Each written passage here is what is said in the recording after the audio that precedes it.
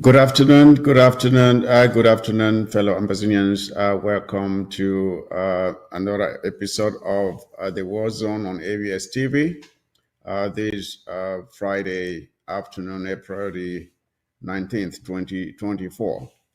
I'm delighted to have you here with me on this special edition of the post-presidential speech analysis, where we will look into what the president said yesterday and the look of the revolution at this point in time, the successes, the challenges, and the way forward.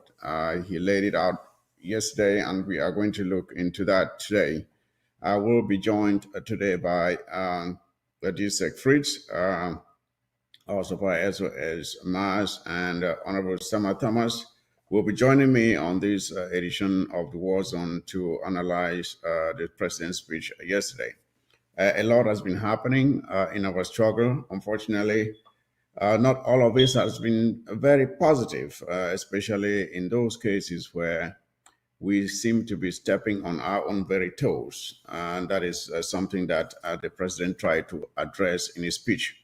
And other things that are happening, especially coming from our neighbor, though they are not willing to accept it, but our neighbor, Republic Cameroon, are planning or coming up with some games, and we have to be prepared for what they are bringing to us, so that we don't get taken unawares.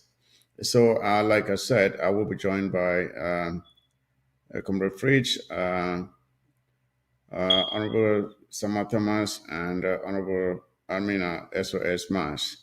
I hope they are already logged in and ready so that we start. Unfortunately, again, we are starting a little bit late, but we'll try to make up for time.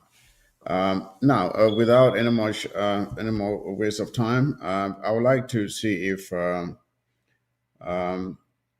Undersecretary Fritz is in. I believe he was locked in just a few moments ago. I believe he should still be locked in. If you are there, Comrade, let me see you. Of course. Yes. Say hello to Brazilians.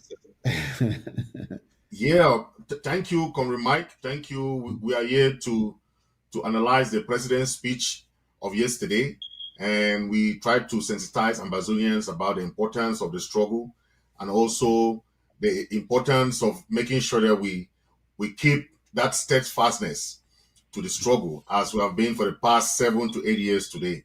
So thank you very much for the show. Oh, thank you. Thank you for being here. I would like for the other comrades, as they come in, if they can indicate their presence so we can bring them on board to join the conversation.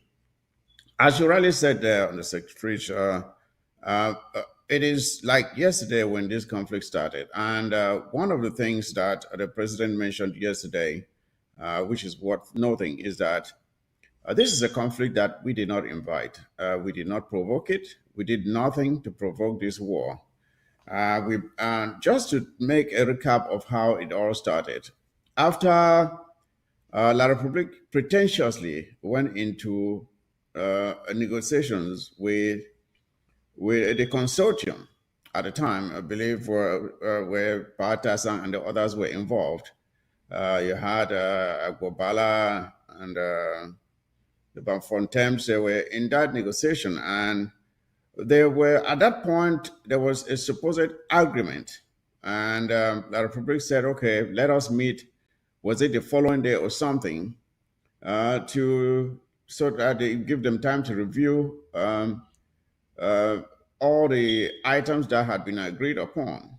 And the others were, our team was coming in knowing that this was almost like a done deal.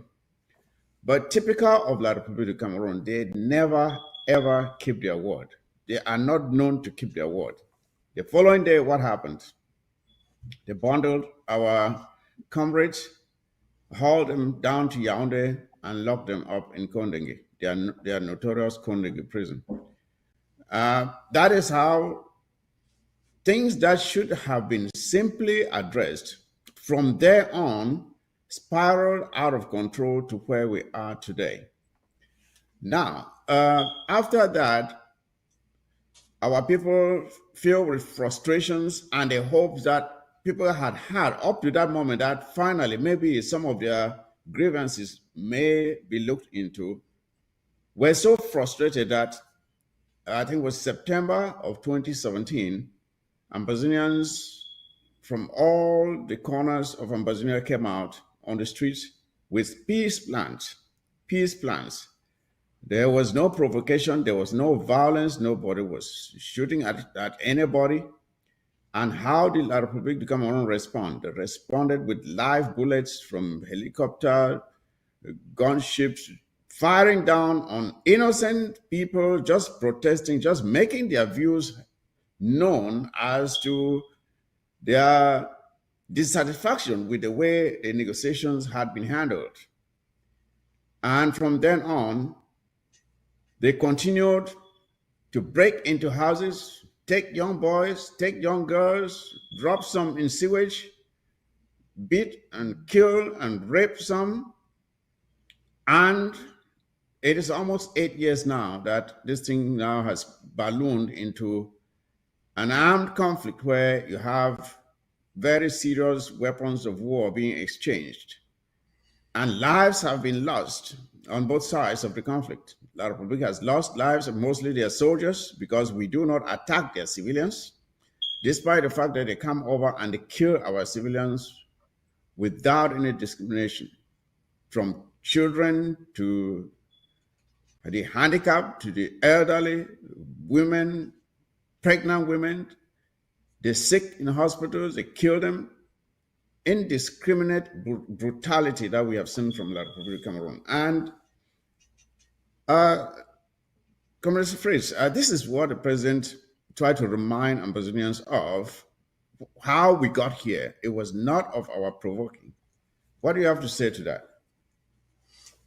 Yes, we all saw when President Pobia declared war on the people of Ambazonia. So we did not bring the war to ourselves, and we were all novice when it comes to a liberation movement. But we have learned from the past that liberation is fought, like the president mentioned, through sacrifice, through determination, through steadfastness. And that is what Ambazonian people have shown in the past few years. The least government to trust is La Republic government. You will never trust anything they say. And that's why we'll never go and sit with La Republic side by side, sitting and talking without an international mediator. Because whatever they say, you never trust them. And we've seen from both Aijo and BR regimes that they fool our parents, they fool the other guys, and now they are trying to fool us. Fool me once, you fool me twice. This government has a track record of betrayal. It has a track record of mistrust and distrust. So how can we trust them in anything? So in any accord, in any negotiation process, or anything you want to deal with La Republic, look at how they deal with these guys of the DDR Center. Look how they deal with these guys, the federalists who went for the what they call the Grand National Dialogue. Look at what everything is just like a mafia government. So how do you trust? As a mafia government, I think the point is this: when La Republique du Cameroon tells you, okay, come and sit down and let's negotiate, and you have a grievance against them, they are not trying to make you happy that, okay, we have resolved the different, or the whatever problem you had in mind, or you were facing, whatever they were doing to you that you did not like, they are not trying to solve that problem. That is not their concern. What they are trying to do is to pacify you so that you continue to live with that problem unsolved as long as it benefits them. That is the way they operate. Because look at all the arguments that we have tried to have with La Republique of Cameroon from way back when, starting from the so-called federation to when the fiasco that they had in Fumban with the Funchers. None of that was respected. And then in the 1990s, the Ambazonians again rose up and said, but we've gone through this for so long. There were several meetings, tripartite talks, and so on. Agreements were struck, signed papers, 20-something years, almost 30 years after, none of those agreements have ever been implemented. You remember the so-called decentralization, where the regions were supposed to be autonomous? To this day, none of that has happened. On the contrary, everything is even more centralized now. Even prisoners have to be carried to Yaoundé to be locked up, as if there are no places within the various regions where people can be locked up. As soon as something happens to you, you are hauled directly to Yaoundé. Everything is, all the money must go to Yaoundé. And then when it goes to Yaoundé, there's a big hole there where the money just goes in and never comes out again. That is the problem we are facing. So they are never interested in genuinely resolving any problem. Like the DDR Center people that you just mentioned here. I think we just watched a video of this guy who calls himself Nasiri Clovis or something. He was advising his fellow betrayed comrades who have been taken and locked up in the so-called DDR Center that please fend for yourself. Don't sit there and wait for the government to do anything for you, because that's not happening. You have to fend for yourself. But the question is, how are you going to fend for yourself now when you are locked up? You're not even a free person out there who can go out and maybe do some trading or whatever. You don't have that freedom anymore. It would have been better that even if you wanted to stop fighting, you stop fighting and you are a free person to go around and do those things that he is saying. But you are now locked up. The DDR inmates are not free persons. They are not allowed to circulate freely. So they are in a quagmire. And this guy called Nasiri Clovis deceived some of them to go in there. And now he's jumping out there and crying foul and telling them to fend for themselves. How? So that is, like we're saying, I'm just supporting the point you were making there. That's how a lot of people in Cameroon operate. They never, ever keep to their word. And for the people who keep singing this nonsense about federation, I don't know how they think they are going to get it. How do they expect to get the federation? La Republic has never, ever indicated that they are interested in it. And this walking dead man is there. I don't want to take your point there, but carry on with what you're saying. Just say, Fritz. Yes. I just want to find out who really believe in like public elections. Who really believe that that there has been any election in that country? First of all, you know, look how they took it from Frundi. There is no election in that country. So whatever they are saying, there is election. There has never been any election. Aijo Hani to Pobia still have it till date. There has not been any election. There has been selection. So whenever they say there's election and all those, there's no election in that country. You see the Frankies, the Ngongogis, the whether Ngongo, they are coming out to that point there, honestly, Fritz, let's just leave the election issue, because that's one of the points that we are going to talk about separately. Because let me just highlight some of the points that the president made. Of course, he mentioned this point that we did not provoke the war. He mentioned the point that we need to stay resolute, focused, and determined to continue the fight. And then he said that he talked about the ADF and its atrocities on the people that is actually threatening the very survival of this struggle.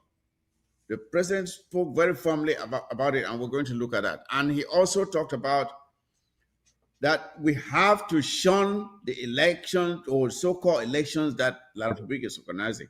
We have to completely ignore that charade, because there's nothing there that will change anything. And first of all, we are not Cameroonians. We are Ambazonians, Southern Cameroonians. And of course, again, he reiterated the fact that the struggle is very much on course, despite some of the headwinds that we may be facing. But people should understand that there are undercurrents that are not very visible at the surface, but the struggle is very much on course. Those are the main points I was able to pick from the president's speech, which we are going to analyze individually. And I hope that, again, I hope that SOS Mars and Honorable Sama Thomas will join us in this analysis. So, as we're saying about that the fact that we're not provoked and our people have been bundled, the president highlighted the fact that our people have been bundled and locked up in the dungeons of La République du Cameroon. We cannot afford to abandon them in there, because giving up on the struggle means you are giving up on, you are saying that someone like Ziziku should just remain there. Mancho BBC, Abdul Karim, Fongalan for Tassan Wilfred, all these leaders, our comrades in the thousands who are in La République du Cameroon, in their jails and dungeons, when you are not participating in the liberation of the Southern Cameroons, you are saying that we should just forget about these comrades who are paying a price for the freedom that we all seek. And worst of all, you are saying that those who have paid the ultimate price, besides those who are in their dungeons, those who have paid the ultimate price, you are saying that their sacrifices were in vain. And that is what the president is saying. We cannot afford to allow that to happen. We must stay the course. We must stay resolute. I want you to follow through with that and highlight the importance of this to Ambazonians, Comrade Fritz. Yes, talking of sacrifice, I mean, Ambazonians for the past 7 years, we have seen sacrifices on all extremes, from life lost, displacement, all the massacre that we have seen. I mean, what kind of sacrifice do you think that Ambazonians have not really sacrificed for this? And nobody will just wake up suddenly and say, okay, let's just forget about everything and let's just go back and say, no. You know, the president mentioned other independent movements, right? Like you talk about Mahatma Gandhi, who fought for decades, and mentioned the Algeria, who fought against the French, even the Indians fought against the British. So this is about the independence of a nation. This has nothing to do with any individual. So when people are making this struggle to be individualistic, they don't know the big picture, the bigger picture in this thing. This is about, there is no country in Africa, no one single country that did not fight for their independence. No one. And when we think that we'll just have something from the platter of a goal, no, let's just go back and keep being slaves. Oh no, let's just it doesn't work like that. It doesn't work. The colonizer will not give you anything on a platter of gold. Of course, you have to fight for it. Yes. So and to emphasize the other conflicts other conflicts you just mentioned, let's take for example South Africa. When Mandela was locked up, did Walter Sisulu just give up and say, okay, Mandela is locked up, so that's it? This Desmond Tutu just give up? Did Oliver Tambo just give up? No, they continued fighting. Did Winnie Mandela just give up? All of these people carried on and continued the fight, despite the fact that a leader was in jail. And that is how they ultimately won, and he came out. So when people just think that, this thing will just, or maybe some people thought after a year we'll just succeed, we'll just walk through. Like, no, the person who is exploiting you and knows what they are getting from you, they are not going to just let you go freely. They will hold on for as long as possible until you compel them beyond any reasonable doubt that you will stop at nothing except until you have your freedom. We have to make it abundantly clear to the Republic that there is no giving up until Ambazonia is free. When they get that message, then they will be forced to respond accordingly. Your point. Yes. there's a lot of benefit La Republic's people want to benefit or are still benefiting from these, from our resources. And they will not let it go anytime soon. They have tried everything. What they have been doing along the years just to keep us. They're trying to stop the ghost towns. You saw they're going to bribe bike riders all over the place. Mm-hmm. They are going to even sell our lands, like the CDC land grabbing.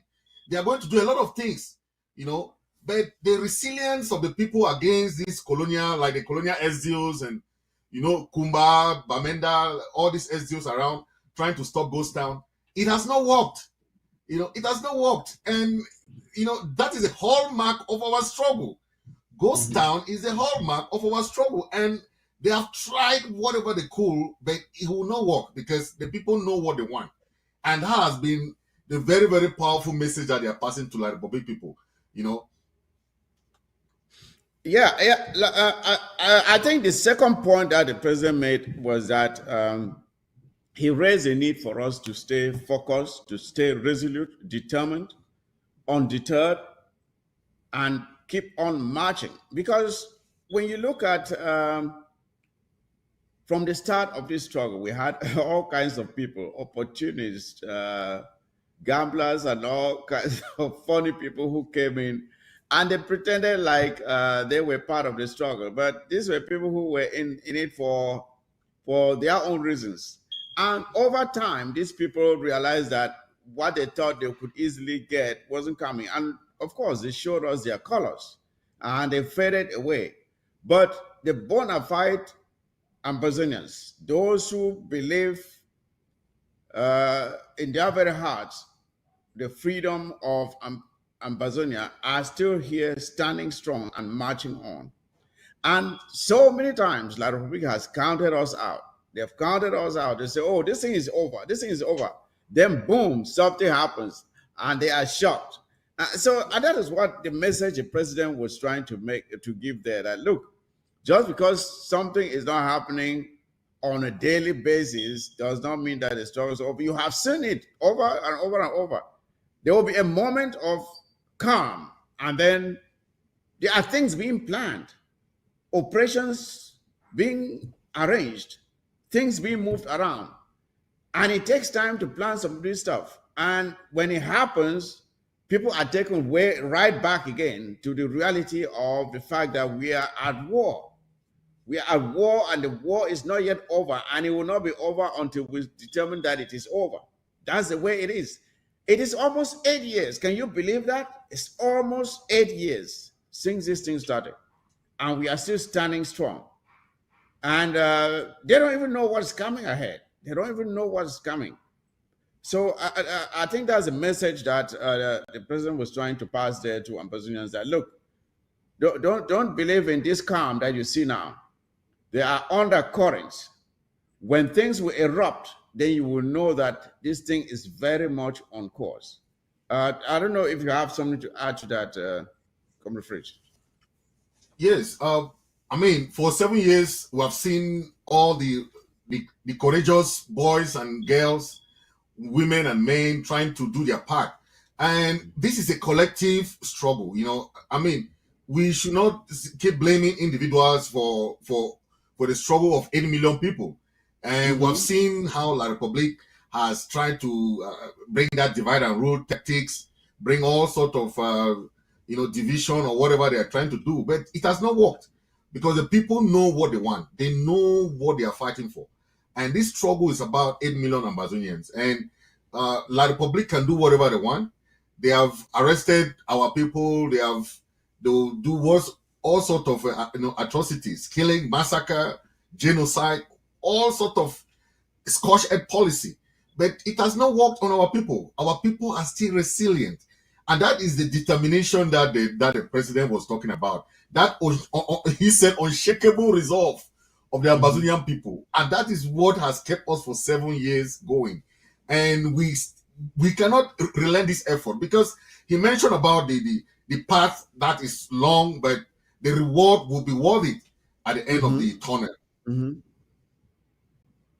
Absolutely. I mean, just imagine, just visualize Ambazonians taking up, raising their flag in Boya and taking up residence at the Prime Minister's Lodge, which is where our, at least, initial capital or presidential palace or Prime Minister's Lodge, however we decide to, what form of government we will establish will be. So when we get to Boya, we will establish a government that is truly representative of the people. That is what we want. Now, in contrary to, or as compared to what La République is trying to show us, what is the alternative if we should not succeed? Just imagine, because a country that is going down, is in decay, complete decay. We have no place in that country. In fact, things will get worse. Our condition will be much more worse than it was even prior to this conflict. And that is what we have to take note of. Because the first thing is, anyone who had anything to do with this conflict will be rounded up and completely disappeared. They will completely neutralize you, make sure that never again, there's nobody who would ever stand up again to raise a finger and complain about anything. That means we have completely accepted to remain their permanent slaves. Because La République, all they are trying to do, trying to bribe people left and right, is they are simply throwing baits. You know, when you want to catch an animal, what do? You trick it to get into a cage, right? Then you close the door. They are just trying to get us back into the cage so they can close the door and put a lock on it. And this time they will make sure that lock can never be broken again. So we will never have another opportunity to rise up and protest for anything. So the only opportunity we have is this one now, to make sure that we succeed. A lot has been lost already. A lot has been lost, and we must make sure we stand firm and succeed now. And these images on our screens, I just want Ambazonians, each person who is watching, to ask yourself what you were feeling, what you were thinking when you came out in 2017 with these peace plans. What were you thinking? What were your motivations? Has that changed? Has La République given you anything that can convince you that they have changed or are going to change? When Paul Biya at 90, almost 92 now, is still president, and they are talking about elections, when the same people who have been in charge for over the years are still the same people who will be in charge, what is going to change? Nothing. So this is Fritz. That is the reality of our situation. We can either carry on and make sure we succeed now, or we accept that we are now going to be permanent slaves of La République du Cameroon for the foreseeable future. That is the reality. I don't know what you have to say to that. Yes, you know, Bob Marley said, "Who will fight and run away, keep to, you know, you have to be ready to fight another day." Another day. La République thinks that for 7 years our resolve will be quenched by all the manipulations and so on. But for true activists, true activism, true determination, it's not just in 7 years or 10 years or 20 years. We have seen countries fighting for decades. So all those people who thought that this struggle would take 2 years or 1 year or 5 years and it'll be over, they have to put on their determination shoes, because this struggle is a struggle for independence, and it will take many years. You have seen the case of South Sudan. You have seen the case of Somaliland. You have seen other cases where they were fighting until even now some countries have not even recognized some of them, but they have their governance, they have their president, they have their parliaments and everything.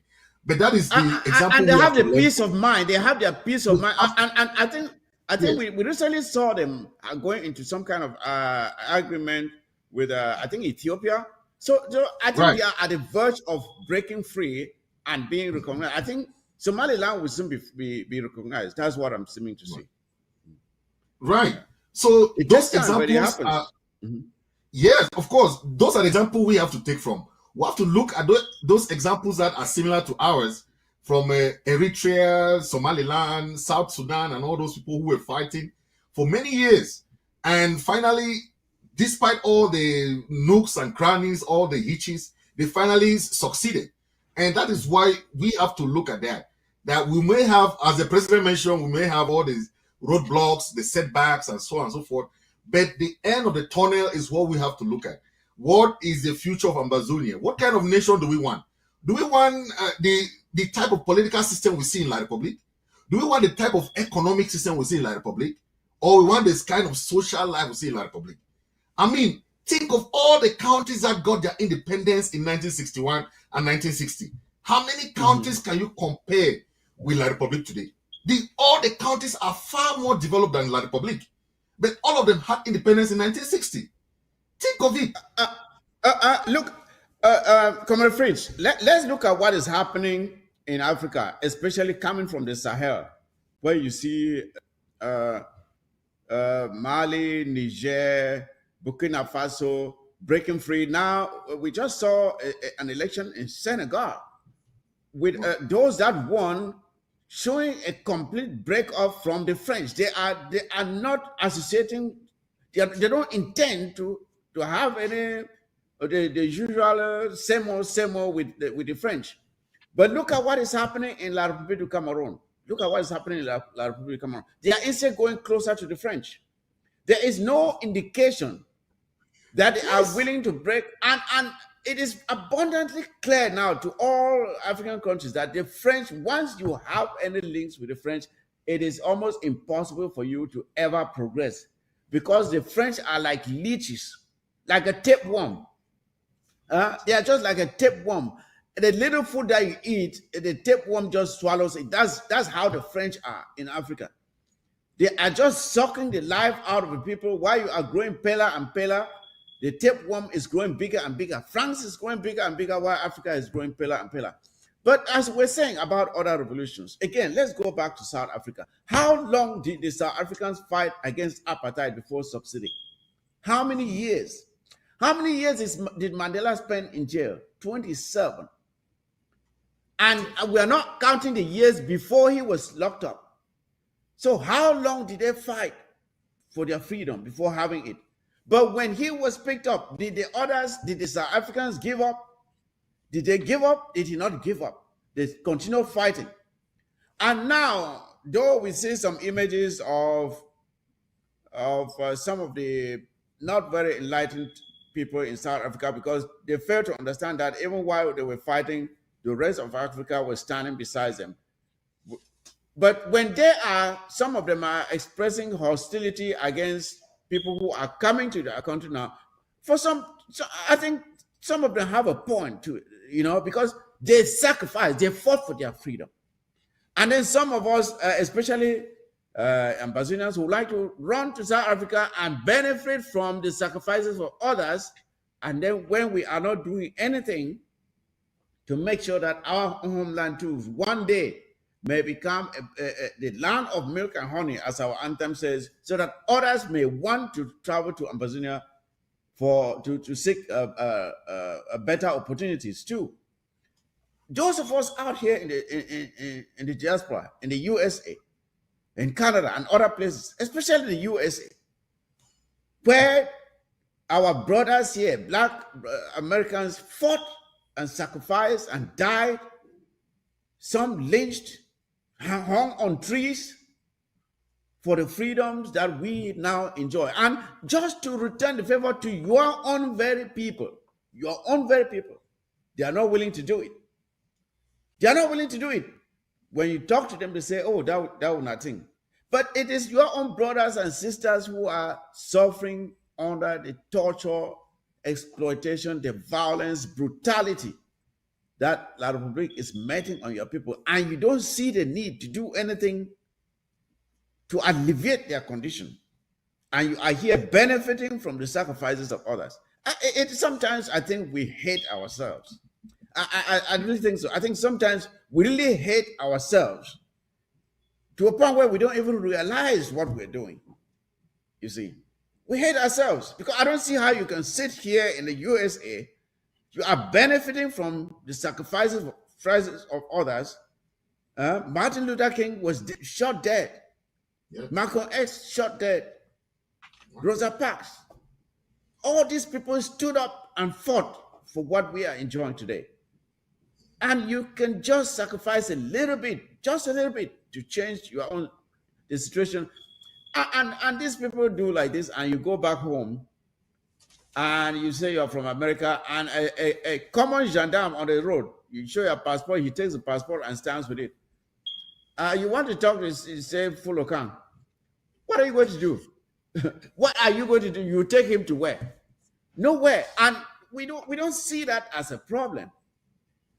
I don't know what you have to say to that, Comrade Fritz. Yes, our vision is to change, is to have everything contrary to La Republic. There is nothing good that we can copy from La Republic.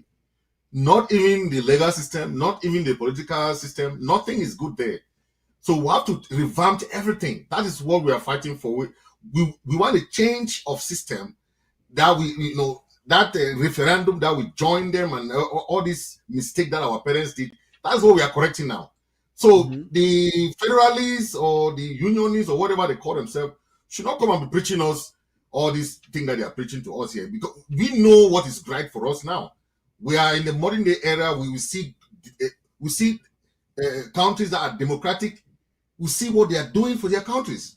Tell me one thing that this La Republic government has made that we can call made in Cameroon. What one product? My man. So let's not be talking here trying to sugarcoin all these things here, man. All these countries in Africa, most of them, these English-speaking countries, they have car manufacturing companies. They are producing their own cars. They are producing their own things. La Republic has done nothing. Nothing that you can say take home that is good for the people of Amazonia. The worst thing that you can have in your life is hopelessness.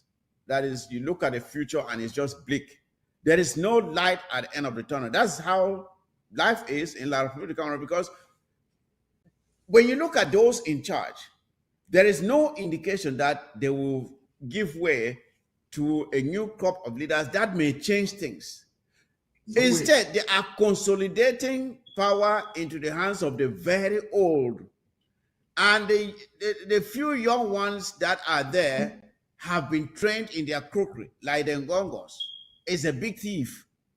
Now they are floating someone like Frank Bia, a guy who is not known to have ever achieved anything in his life. We don't know his educational level. We don't know anything about him. But that is who their master Franks wants to take over from the father, so that he will continue to open the doors for them to keep on just pillaging the resources of not just theirs, but including the Ambazonians' resources. Fritz, for the sake of time, let's transition to this topic about the ADF that the president spoke very hard on. We have seen the ADF continuously, persistently engaging in acts of brutality, violence, extortion, criminality. And the worst thing is that they are not targeting the citizens of La Republique du Cameroon. They have targeted our own very citizens with these very acts of brutality and violence and criminality.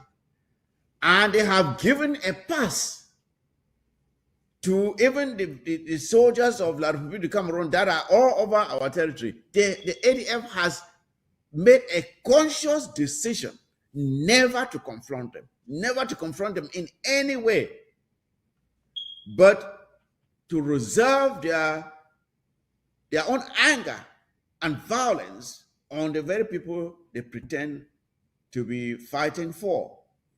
And my question to you is this: have you understood the thinking behind the leadership of the ADF in this in this decision to focus? It's as if their own war is against Amazonians. What do you have to say to that? How can you explain the rationale behind this? You know, I really feel for some of these soldiers who are fighting for ADF and the Egg of Sea, because the decision that the Egg of Sea leadership is doing has killed most of these soldiers. From General Ivo, from the start of this struggle, General Ivo was a very resilient fighter. General Ivo showed an example of a wonderful warrior. But see how they led to his demise. And because of this, their policy, that's what has killed even this general, this one that just passed. Because of the policy, you know. Yeah, big number. And they don't want to, big number. They don't want to collaborate. They don't want to do things with the other groups and the interim government, because they want to do things like a one-man soldier. You cannot run a struggle like a one-man soldier. It's not only the problem is not even the case of only a one-man soldier. It is your target, those that they are targeting. That is the main problem. If they were fighting like a one-man soldier and going out and taking down the Republic, who will have any problem with that? Nobody will have any problem with that. But when you go out and you're a one-man soldier against your own very people, then what sense is in that? What's the reason for that? What's the rationale for it? And you say you are fighting to protect the very... Look, we saw recently crops that had been abandoned at the Guzang market. I think the cocoa yams growing because the ADF blocked the market for, was it a month or something? That nobody will sell because of the passing of this criminal, Efang, who did nothing but terrorize the people. Then when he dies, you want to terrorize the same people again. And then they're asking for liberation tax from the people.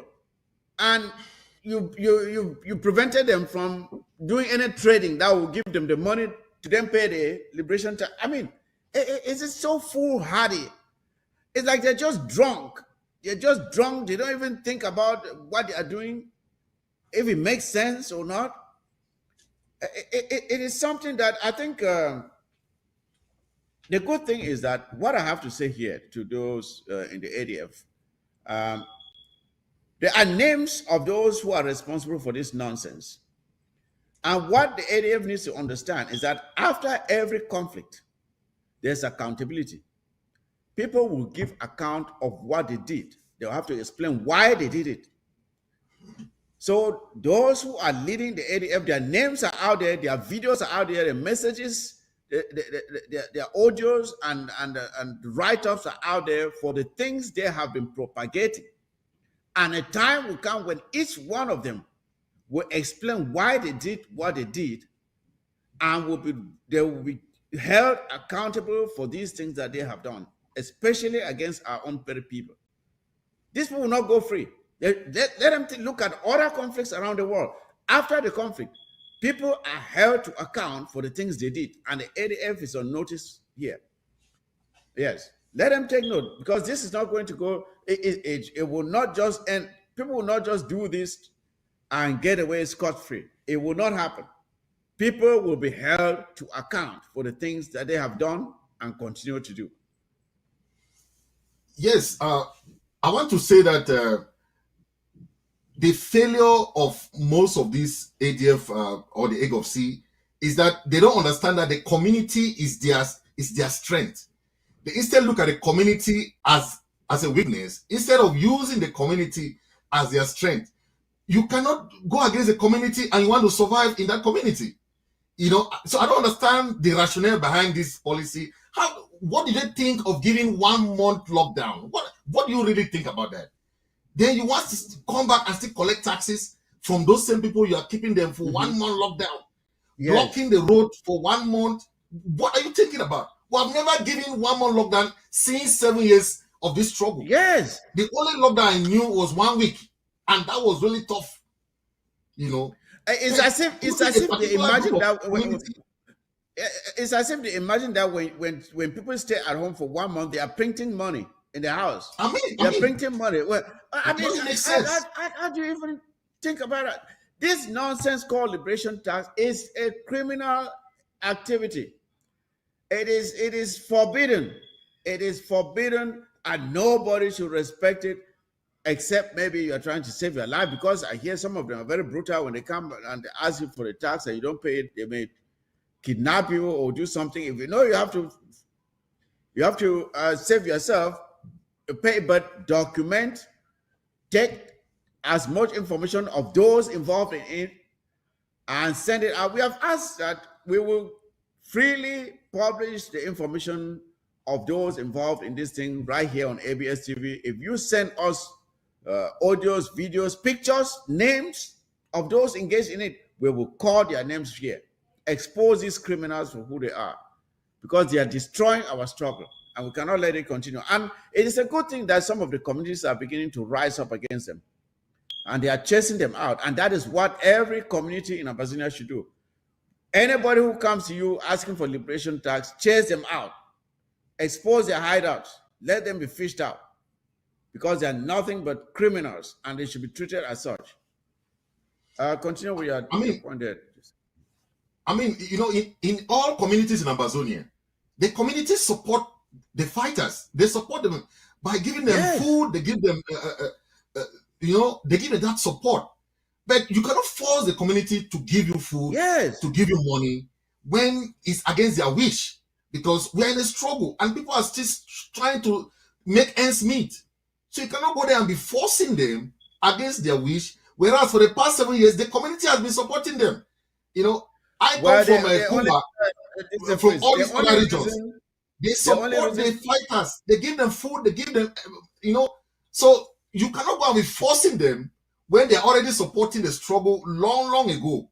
You see, so the NCF is using more of a, that force majeure kind of a, to go to the community and force them to do what they cannot do. But the president mentioned something very important.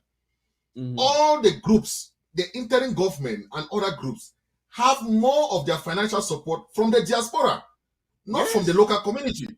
So why should the ADF think that they should go and force the local community to give them money, whereas all the other groups and the interim government is using their drafts and raise money from the diaspora?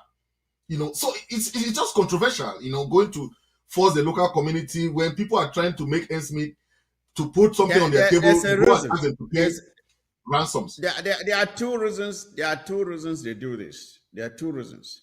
First, they have no support out here in the diaspora. If the ADF went out there and said they are raising funds, who will give them money?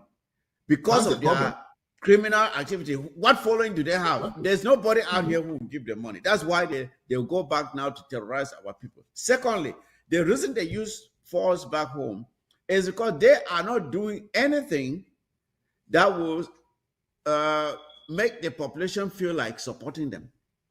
Their activities are not pro-revolutionary. They are not doing anything that pushes the revolution forward.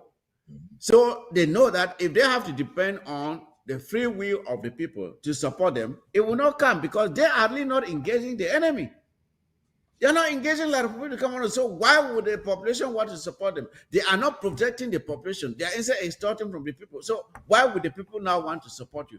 So the only alternative for them now is to use violence, brute force, extortion, kidnapping for ransom. That is all they do. And once in a while, picking somebody from La Republique and then taking a ransom from La Republique and letting them go. That is how they operate. They don't have any other choice but to do what they're doing. But when the community start rising up and chasing them out, they will have nowhere else to go. That is it. And it's beginning to happen. Yes. Comrade, let's talk about taxes, right? In America, we have tax system where when we pay money, we are expecting that at the end of the year, we have what we call tax returns. People make $10,000 at the end of the year because they have of the money that they contributed to the American government. So you take something back from Uncle Sam. But the way they are taking taxes from our people there, they call liberation taxes. What do they do with the money? First of all, what do the people get from these taxes that they are paying to the, that they call? Then, what is the measurement of the who to collect money from? The president mentioned that about taxing the businesses that are making money from the from the community. You don't tax them. You go and tax people who you don't even know their salary level. You don't know any measurement of that. You just go and be collecting money from them forcefully, and that's ransom taking. You don't call it taxes. You call ransom. They are looking for the weakest ones in the communities. They don't want to go to. They are looking for the weakest links. Those they can easily step on their toes and compare them to pay.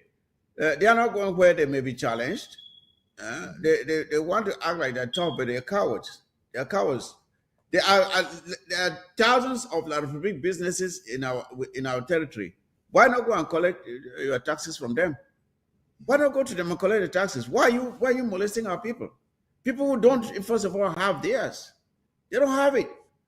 And yet you want to even add to their misery. And the funny thing is that the way they just do it indiscriminately. Imagine you just say, okay, men pay this amount, women pay this amount. Do all men earn the same amount? Do all women earn the same amount? And what about the accountability? Okay, what do you do with it? When like you said out here, when taxes are collected, you see what is being done with the taxes. Okay, what are they doing with the taxes they collect? Nobody knows. And that is the problem, because a lot of these ADF people are out here, people who are jobless. They don't do anything. They don't have a living. They don't have something they're doing to support their living. And then they collect this money and they send to them like, we don't know what he's doing in Norway. And they send this money and he's living his life there. He's not engaging in any war with La Republique of Cameroon. So this has become something to support their lifestyle. And it is wrong. That's what we're saying. It is wrong. Chase them out. Chase the ADF out, wherever it is in Ambazonia, the small pockets where they are still operating. Chase them out. They are of no good to our struggle. I mean, for the past 7 years, people say they hate ADF, they hate EGOF. Who hate who? For the past 7 years, we are waiting to see where they are fighting and where they are using the money to fight, and how many La Republique terrorist soldiers that they are putting down. Or so that let's give that measurement of, because when you close the road like they did in Bangui, they go to that particular region, close road for 1 month. Then, but you see La Republique soldiers come and pass. They pass freely. They pass. There's no result for you blocking the road for civilians to go to their market to make their ends meet, but you're allowing the soldiers to come and pass. When the Republic comes, they open the road and they go through. They open the road. They are passing, but they lock the road for the civilians. So what kind of war are you talking? Yeah, so it's just mind-boggling. I just do not know how these people really sit and imagine some of these things and say, oh, great idea. Let us lock this road for 1 month. And by the way, we still expect the people to pay taxes, but we don't know where they are going to get the money, but they still have to pay the taxes, however. It just some really stupid decision making there that I don't know. Those the people who sit down to come up with these ideas are just terrible people to be put in the position of leadership, because it's just so clueless and stupid, and sometimes it doesn't even support what they are trying to do. SOS. Okay, let's just look at who the ADF people have put down. They have killed more of civilians than the soldiers, than La Republique soldiers. And also our own fighters. They have killed many of our fighters.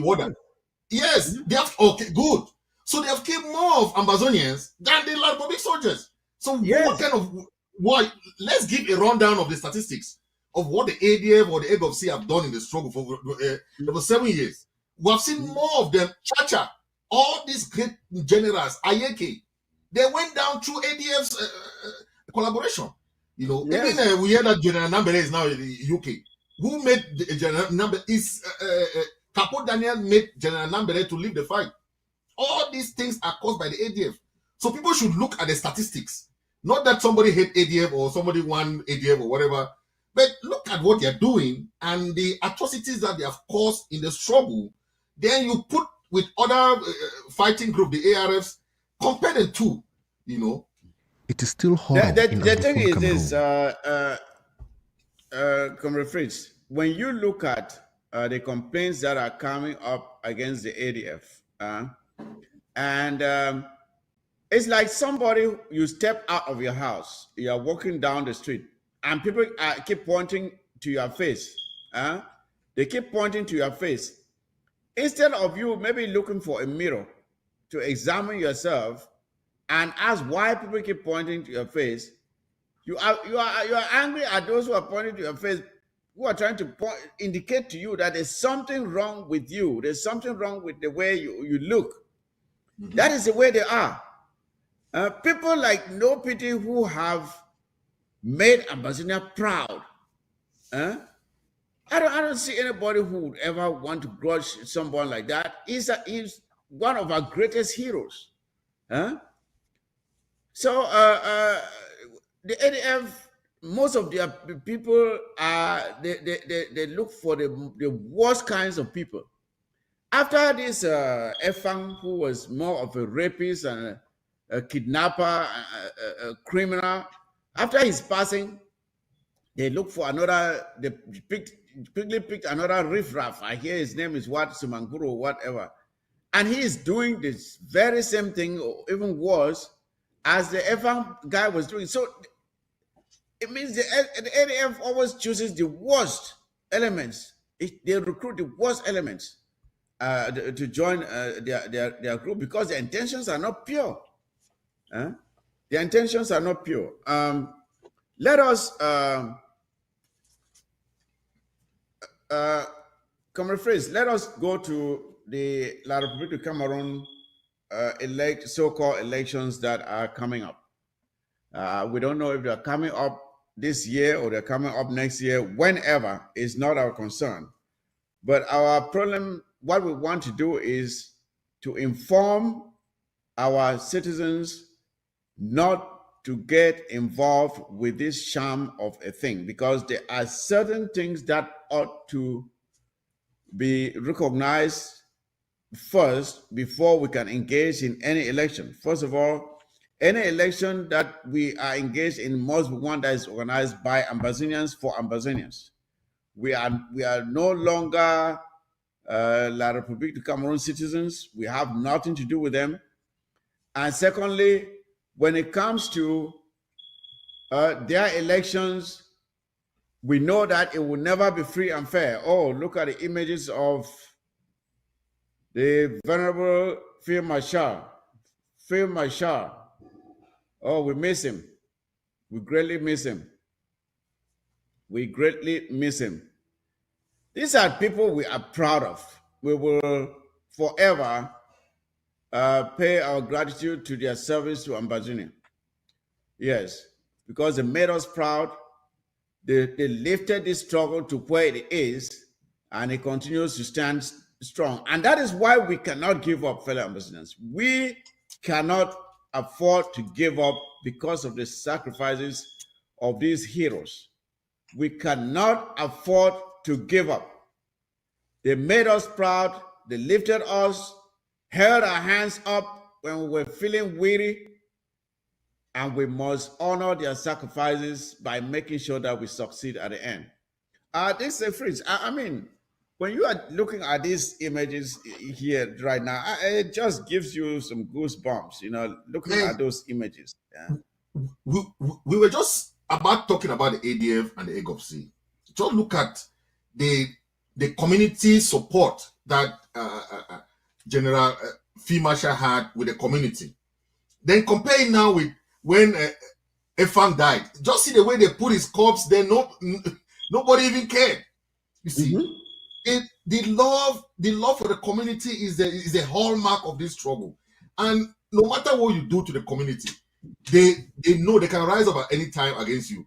But make sure you have that liaison, that bond with the community, because that's where your life They can sell you at any time. Forget about your gun or your whatever you have. But the community love. Look at Fimasha. Look at Fimasha the king.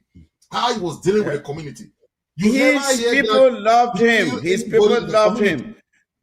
Look at compare the way Ambazonians behaved when Field Marshal was betrayed by a former soldier to the enemy and was finally killed, and compare how Efang fell, and when Efang fell himself, how the community reacted. When Field Marshal was killed, there was great mourning. There was great mourning in Ambazonia. But when Efang died, there was great jubilation. People were very happy. The people of Guzang especially, and Momo in general, were very happy, and the entire Ambazonia, because that guy was a nuisance. You see, that is how you can tell those who are truly committed to the struggle, and those who are there to work for their people, and those who are there to cause pain and suffering on the same people that they are supposed to protect. Look at the way when Fimacha fell, there was the whole Ambazonia, people cried. People cried. But Efang, there was great jubilation. That tells you what they were doing when they were alive. And I would rather die as Field Marshal than as Efang. Honestly. So again, as I was saying there, Comrade Fritz, looking at the election that La République of Cameroon is trying to organize, can you emphasize to our Ambazonians why they must not be part of it? They must not be caught taking part in this sham of a thing, because it will be very sad if we find any of our people involved in it. Yes, you know, La République, like I said before, La République has never held any election.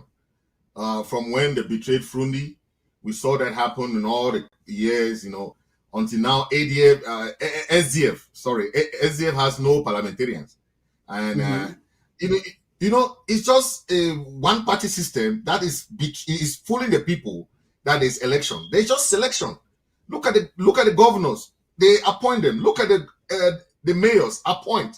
Look at the parliamentarians. Appoint. Look at the senators. All these Belamoki, they're appointed. So what they talk about election? Has Bia ever won a single election in that country? So let's Ambazonians just stay out of this thing. And I'm very happy that now in La République there is what they call voter apathy. People are tired. There's voter fatigue. There's election fatigue. People don't even want, the youth don't even want about anything election, because they are tired of the fraud and corruption, the rigging of the elections. What election are you talking about? You know, so let Ambazonia know that this boycott, La République is using this election as a means to say things are going back to normal.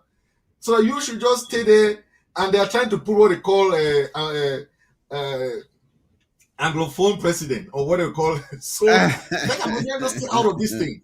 You know, I want to tell them that Anglophone president. What has the prime minister done that they now don't want to give us? What they gave a so-called Anglophone prime minister, right? What has he ever done that is now the president who will do something?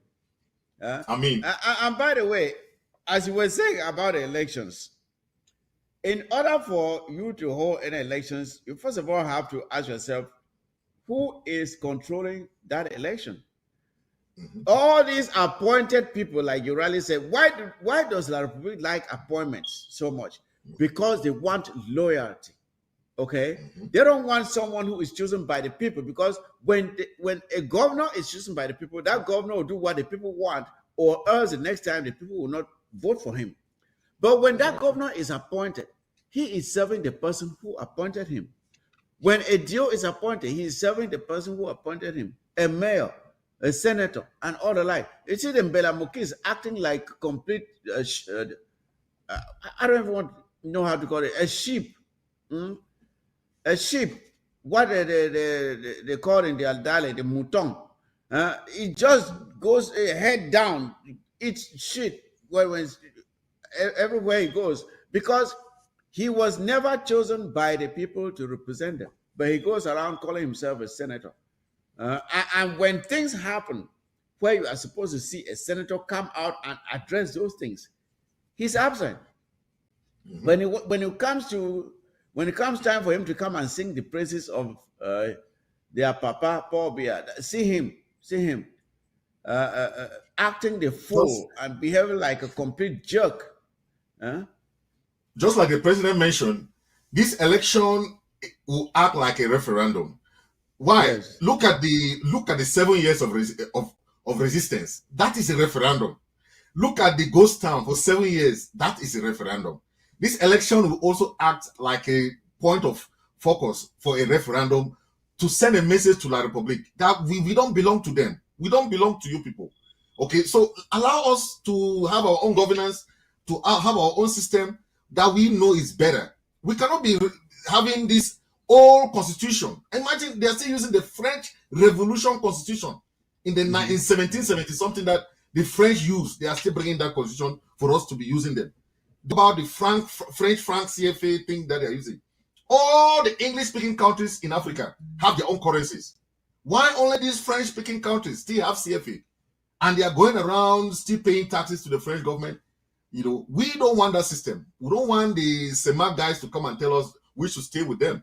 You know, we belong in ECOWAS and we belong in the Commonwealth. We don't belong in Francophonie. You know, don't get all mixed up with this system that is not working.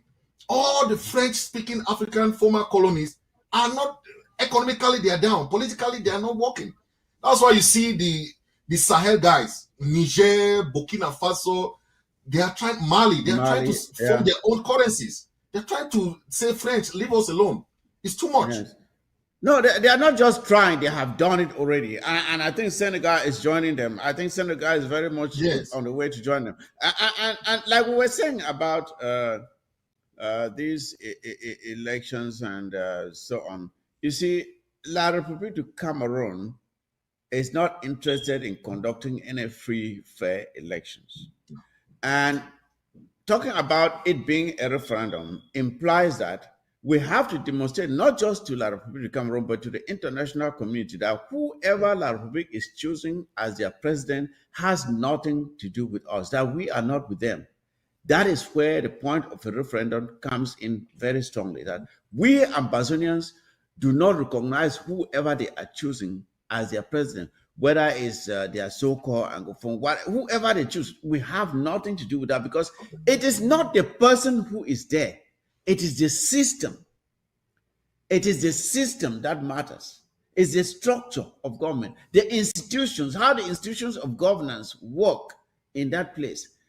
And as long as the judicial system is not independent, the legislature is not independent, and then you have a president, an executive that overrules everything, whoever you choose there is a waste of time, because you can choose anybody who is called an Anglophone. That's just a figurehead.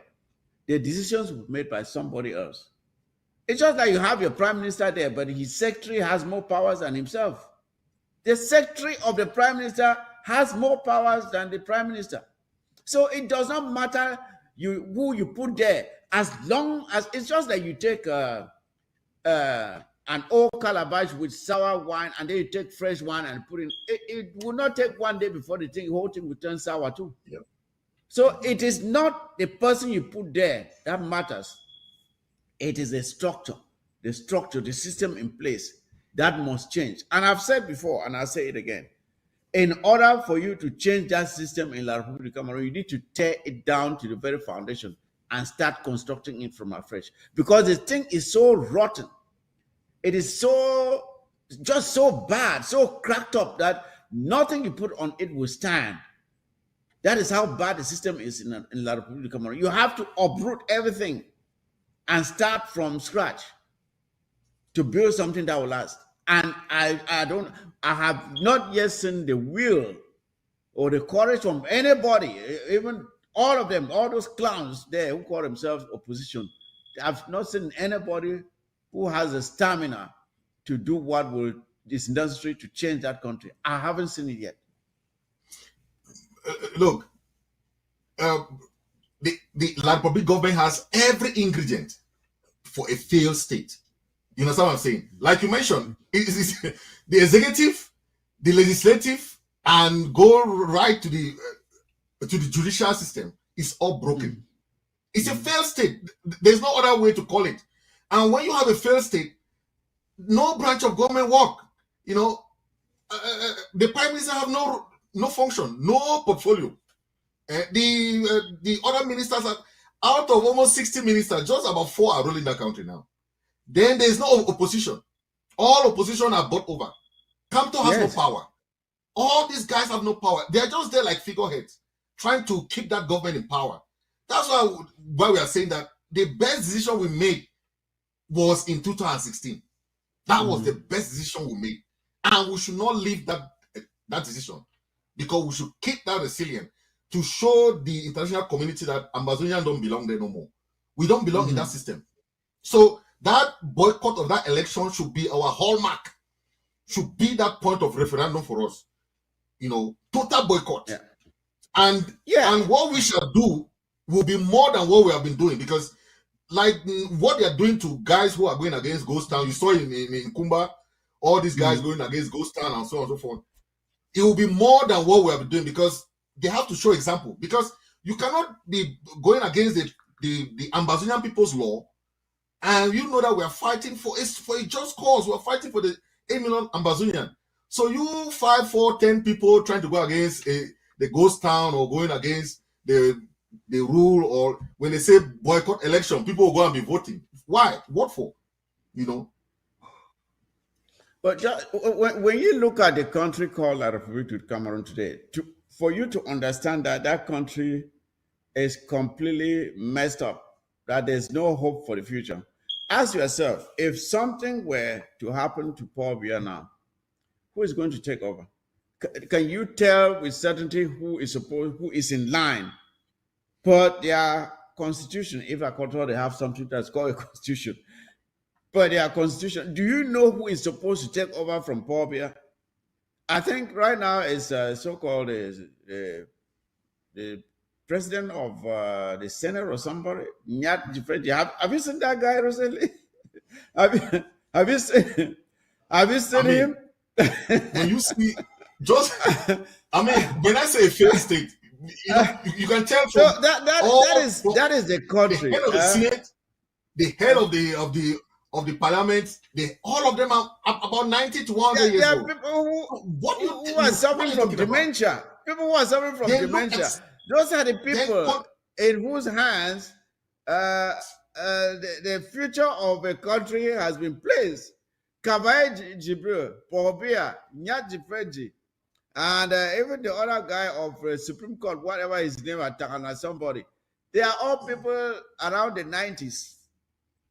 I mean, where are you heading? Where are you leading these people to? To the graveyard? You are leading your people to the graveyard?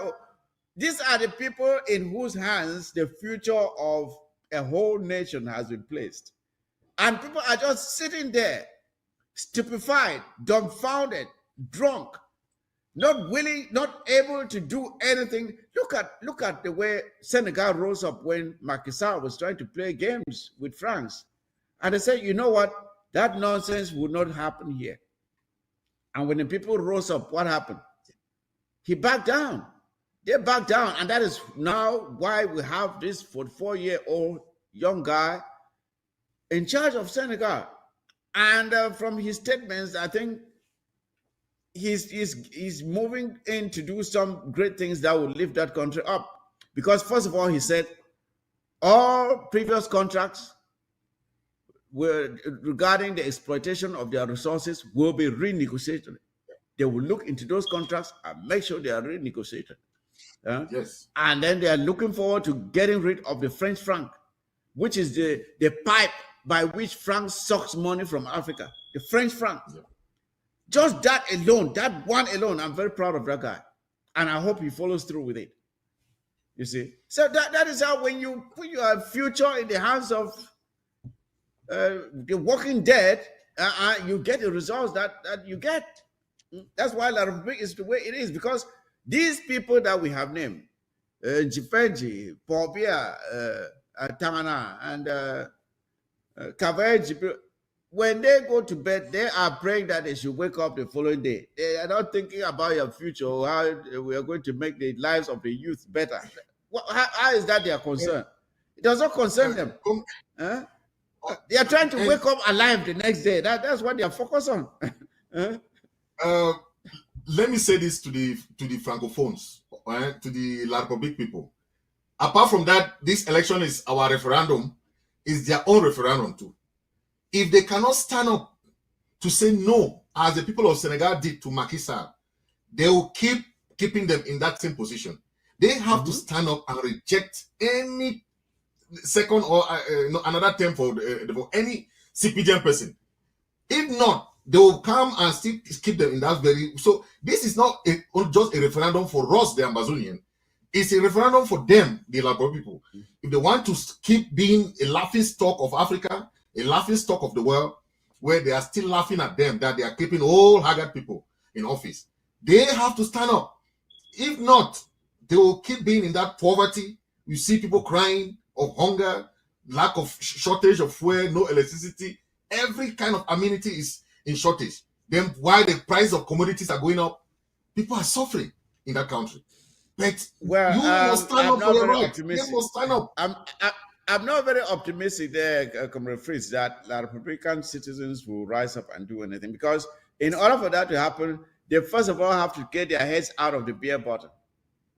As long as they don't get their heads out of the beer bottle, forget about it, because all the strife is for, at the end of the day, have 1, 2, 3 beer bottles, drink, get drunk, go home, do whatever. The next day you keep trying to get the next shot of beer, and that is what their life has become. So I don't see that happening. I'm not very hopeful. Look at the opposition leaders. Who is there promising that can do anything? Kamto is a coward. He can't do a damn thing. He backs, but when Pobia beats his feet on the ground, he puts his tail in between his legs and runs away. Kamto can't do a damn thing. I see Obisama Thomas joining us late, but better late than never, right? Obisama Thomas, welcome. Can he hear us? Hello? If he joins us, then we'll give him a chance. Obisama Thomas, can you hear us? He seems frozen. Yeah. I think he's frozen. He's frozen, maybe, I don't know. I was going to say that we go to the next topic, and that we should be the last, as the president reiterated and made clear that the struggle is very much on course, and Brazilians should stay confident, stay optimistic, keep on pushing, and understand that as much as you may see moments of calm, there are undercurrents that are not very visible at the surface, and that when things erupt, then you will know. You will know. So do not give up. Do not get discouraged. Stay in there, and we'll continue to march forward. Who knew that almost 8 years after we'll still be standing? La Republique had promised to crush us in 2 weeks. Yeah, 2 weeks has become 7 years plus, and we're still standing. And will continue to stand until Ambazonia is free. If Obisama Thomas comes in, we'll give him a chance to make his own comments on all of the topics that we have talked about. Hopefully, he's able to come in. This is Fritz. I don't know if you want to add some points about the need for us to continue to stay committed. Yes, some people say we don't have international support. But we have to tell them that the interim government, as the president mentioned, we are working tooth and nail with the international community. We are working with, we just opened the diplomatic mission in Washington, D.C. We are having a series of meetings. We should let our people know what we are doing behind the scenes sometimes. Because they think that we are not working, we are having series of meetings with different diplomatic community. So we are working behind the scene to make sure that we fight the war in the diplomatic front, why we should give them heads up on at least what we are trying to do behind the scene too. Yes. You know, Yes. even though not going into detail, but our people should understand that we are fighting this thing. You have seen even the Nigerian government, the United Nations, the Human Rights Commission, they are trying to fight for our guys in prison to come out from jail so that they can fight their, you know. So these are the different action that is being taken behind the scene, that we are trying to make sure that we secure the release of all the Naira 10 in the dungeons of La Republique. And there comes the failed system, the failed legal system of La Republique. You cannot go to a foreign land, you arrest people who are seeking asylum. No country does that. Asylum seekers has nothing to do with the country because you are running from that country. They cannot go to that country and arrest you illegally and send you now to the country where you are running from. It doesn't work like that. That's why the Nigerian government is trying to correct this. Of course, it underscores everything we are fighting for, because there's no judicial system in La République du Cameroon, right? Because how can you even explain that every little crime that somebody commits in one of the regions, they take you to Yaoundé and they try you in a military tribunal, because of the fact that the military tribunal is so structured to render the kind of verdict that they want. There's no real justice being delivered there. So they take you there, they simply rush you through. There's not enough time for your defense team to even present anything, because it's a military court. They simply bully you. You know, first of all, the military in La République du Cameroun are so poorly trained. They're just so hostile. They have no process. You want to talk, they say, "Are you trying to challenge me?" And they simply rush people through that kangaroo court, and they throw you in jail and forget. There's no judicial, there's no justice that is rendered through those institutions. No justice is rendered. First of all, you cannot try civilians in a military court. The military has what they call the martial law. The martial law has nothing to do with civilians. How do you carry civilians when you have the civilian courts? You have all the type of court, customary court to the Supreme Court. You have to finish that level. Then if you say you are trying them for terrorism, okay, then you can go to military court. But at the end of the day, these guys have nothing to do with those courts. You know, they have to try them. But first of all, these are two systems. You cannot carry somebody from a common law system, take them to a civil law system, try them in a civil law system, when a system that they don't know nothing about. The common law system give chances for bails. That's why you see in America, if somebody commits a crime, you go and get bail. You get the bail bond. The bail bonders come and bail you. You go out, and until the day of your court, you go to court. But they are out of prison, right? Yes. But the system in civil law system is that they'll keep you there. They call it a waiting trial. You wait for trial for 10 years. Then when you come out, they charge you for 2 years. So you lost 12 years of your life. You see, so that is a very corrupt system. I mean, and there's a reason they do that. You know, the reason they do that is because, first of all, they understand that whatever evidence they have against you is not genuine. So by going to the military tribunal system, they don't want the evidence they have to be examined. Because in a common law, you present your facts against the accused, and the defense team will examine the evidence that you have. And that evidence will come out to the public. But because when they simply address you on, or arrest you on trumped-up charges without any evidence, in a court of law where you have witnesses and a jury, what are they going to present? There's nothing to present. And the case was sent, even as abysmal as their judiciary system is, they even don't trust even their own judiciary system.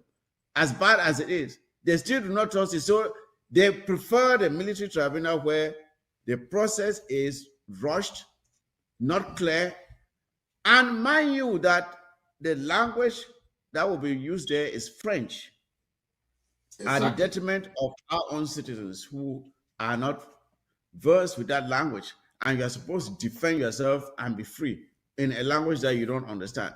It is just so truncated. The system is so truncated. The system is so bad. That's why I said, in order to fix that country, you have to uproot everything and start from scratch. Because trying to patch the system as it is and make it work, you're wasting your time. It will not work. It's a waste of time.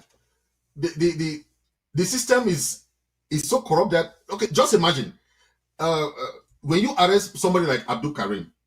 I was very happy to hear that Abdul Karim reject to be tried in that court. He was right. Absolutely. First of all, he's not from French Cameroon.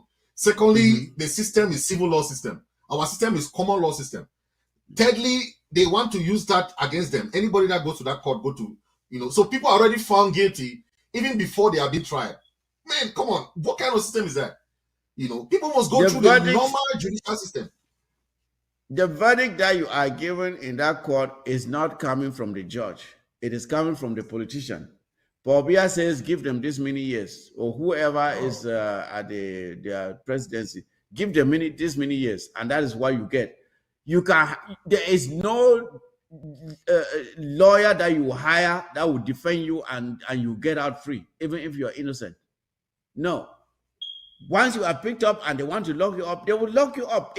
Your defense team does not matter. I almost laughed out my lungs when I think it was this guy, Barrister Ashu or somebody, was saying that when Sisiku and the others were arrested, they reached out to him and he asked for 10 billion or what? I'm like, is this guy kidding me? Even if they gave you that money, are you sure that you can defend those people and get them free out of that court? And this guy must be clowning. And he was just sitting there and talking as if he has some powers. He has some arguments that he can go there and present in a court in the Republic of Cameroon and will get Sisiku and others free? Are you joking? And I just looked at this guy and I could not believe what he was saying. First of all, for the fact that Sisiku is his own very brother, and you sit there and you don't want to go and defend them because we're expecting the interim government to pay you so much money. And even if they gave you that money, will you have changed the verdict that Sisiku and others were given? Will you have changed it? Would not have changed it. So it's just laughable how some of these people, they carry on airs and they carry an aura of importance in a place where that really doesn't even exist. It doesn't exist. You would have brought a lawyer from wherever in the world, bring the best evidence. La Republic of Cameroon would look at it and say, we want these people locked up, and that is the way it's going to be, because the verdict is not coming from any evidence that is presented. It is what the political system in La Republic wants. That is what you get. Exactly. But let us contrast it with the common law system of Nigeria, where we saw how the Nigerian High Court passed a judgment already about the Naira 10 and the Taraba 49, that all that should be sent back to Nigeria and be compensated. But since then, has La Republic respected that judgment and even the other judgment, the African charter that passed, through the African court? So many judgments have been passed, but La Republic don't respect none of them. That's why we say whatever negotiation, whatever dialogue, whatever we have with La Republic should pass through the international mediation. If not, La Republic no respect none of those, because they have never respected any treaty. And even now that we don't have even a treaty of union with them, they are still telling us that we have treaty of union with them. So these guys are just criminal, and we have to. That is why I always say that. You see, when it comes to us and La Republic of Cameroon, it's a waste of time trying to even think about continuing to cohabit with them, because you see why the Nigerian courts can issue that verdict. That's one thing. That is a good thing about the federal structure of government, because you have the central government, you have the states, and as bad as people may think Nigeria is, the reason why Nigeria continues to develop is because of the decentralized form of government that they have under the federal structure or the federal system. Because the states have their own authority. and the federal government cannot encroach on the rights of the states in certain matters. You see, but when you have a system in La République du Cameroon that is so centralized, every person is by appointment. All of these people you see here on your screen, they are all by appointment. They are not serving the people. The people did not choose them to be their leader. These people are serving one person and one person only, and that is Paul Biya. So they owe their allegiance to Paul Biya, not to the people that they pretend to serve. That is the problem with La République du Cameroon. You see? Where everything is by appointment. Everything is by appointment. It's all about loyalty and servitude to the almighty Paul Biya, or leader or president, whoever that is. That is what we must get out of. Comrade Fritz, I think we have exhausted all the points that we prepared today. Again, I'm very delighted that you came on board for us to break down the president's speech which he delivered yesterday. I believe that Ambazonians have listened to it.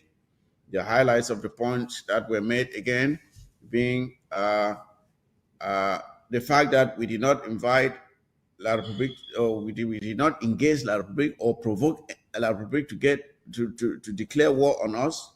On the contrary, they brought it to us. And the need for us to stay focused and be determined to continue the march to freedom. And of course, we also looked at the atrocities of the ADF, which have the potential of derailing this struggle, and we must all rise up and push back against these negative tendencies from the ADF.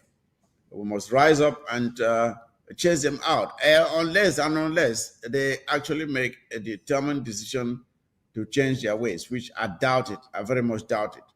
And of course, the elections, the so-called elections in La République du Cameroon, please have nothing to do with it. Do not register for anything. Do not take part in it.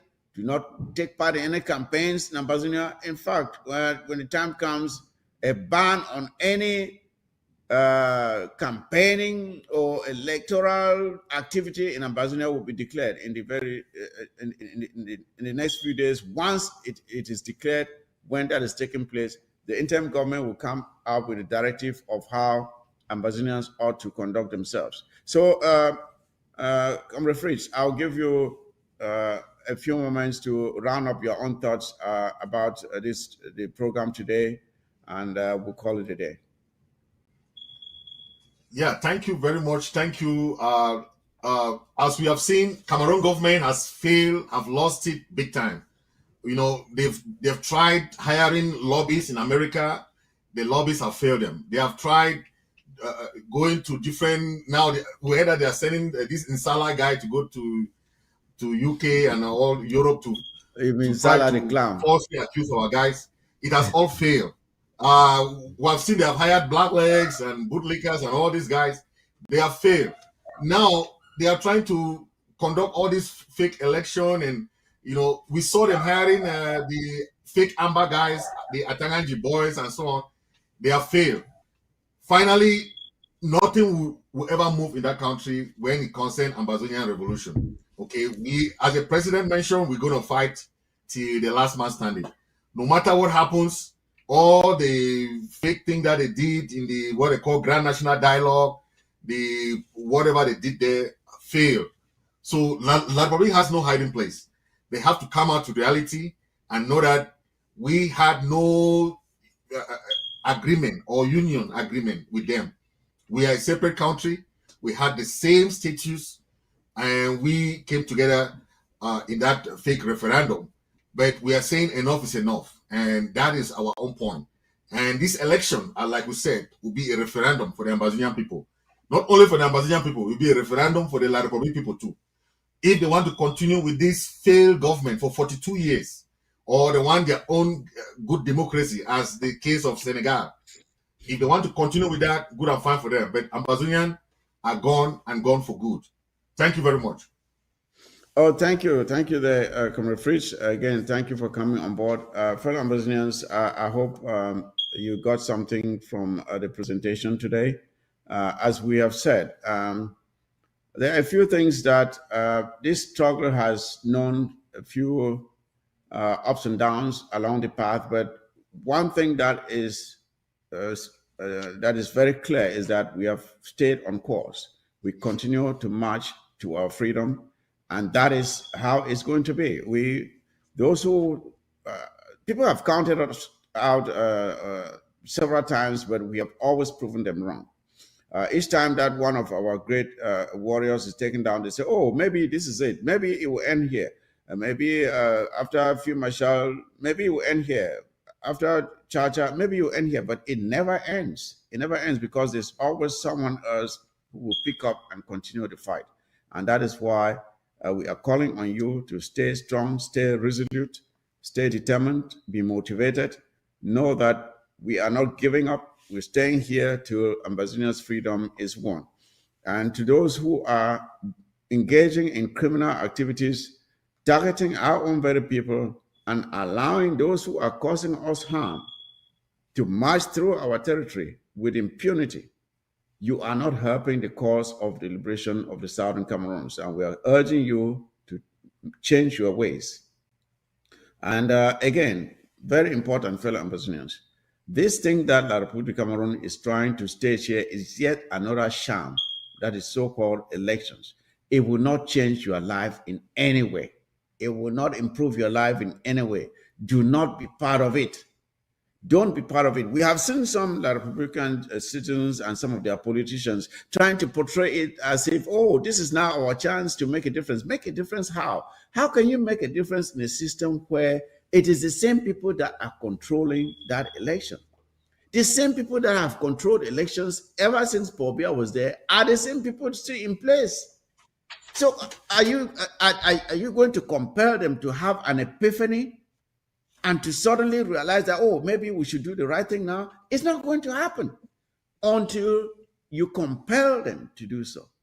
And we have not seen any La Republican citizens doing anything to indicate that they, once and for all, they will stand up and do the right thing and chase these criminals out and save themselves.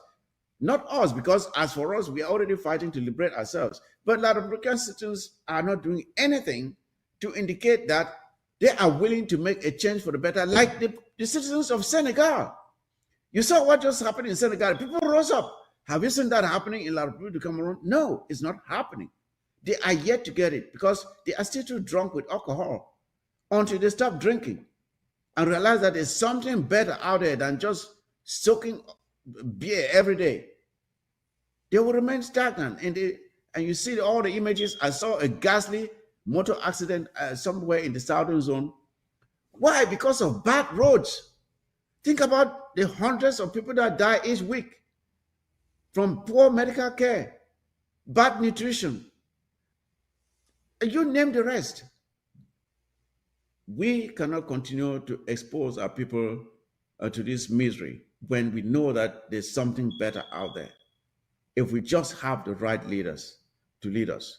So, fellow Ambassadors, again, it was a pleasure having you on viewing this program today. I always like to encourage you to please.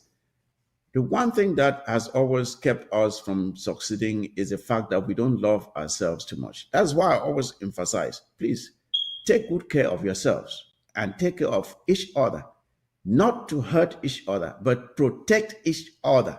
That is what we need. And with that, ladies and gentlemen, I would like to end the show here. The war zone is out.